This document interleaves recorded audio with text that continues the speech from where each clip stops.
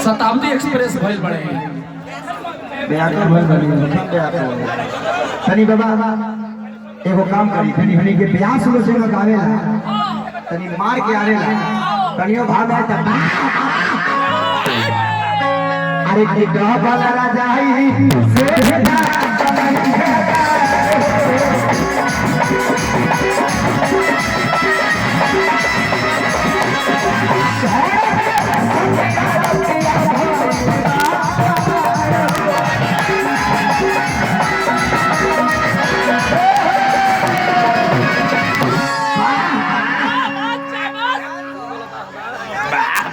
ओढ़ना बिछावा राख दूरे सरियाई के कि कोना में समाजा भूल गई भूल जाई के मस्त है स्टूडियो में कि कतना लगी देला अरे कहना जाई साजा आधा धके देखिना नहीं से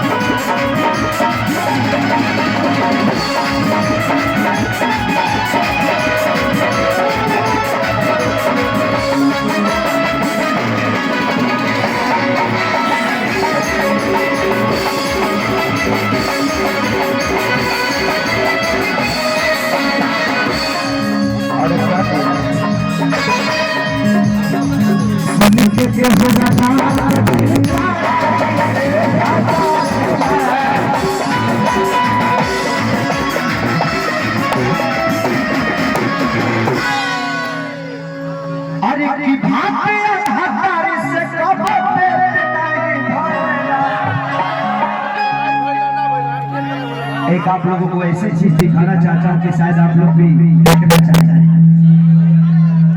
एक किसानी लाल आज जो भी खेसारी लाल के जीवन पे शायद मेरे अपने आप से ज्यादा उस इंसान का हकदार है। वो इंसान नहीं मेरे लिए देवता है।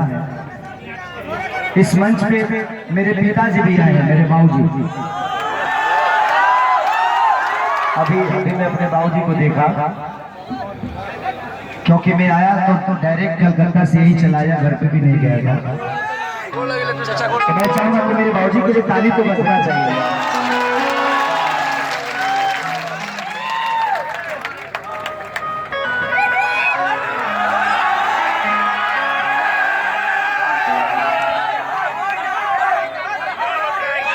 एक ऐसा लाल पैदा किया है कि आप सबके दिल में आज राज कर रहा है। बाबूजी है ना,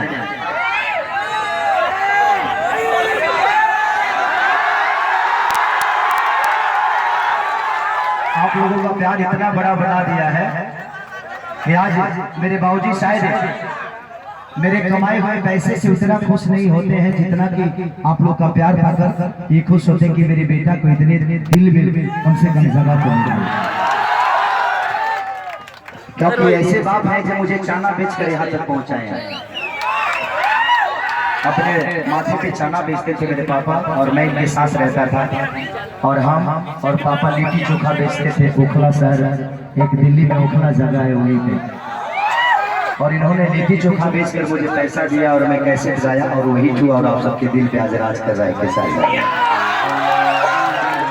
तो मुझे यहाँ तक पहुँचाने में मेरे बाबूजी का बहुत बड़ा योगदान है। ये आशीर्वाद के साथ साथ तो हर चीज की जो बाप नहीं एक दोस्त करता है। हाँ जो नहीं बाप ना एगो दोस्त करेला वही हमारे बाबूजी हमारे खातिर बाप ना हमारे दोस्त हो।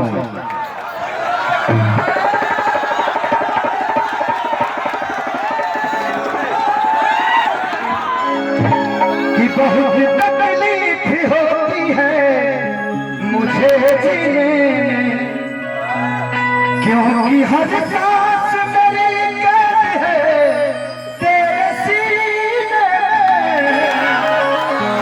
बहुत तकलीफ होती है मुझे जीने में,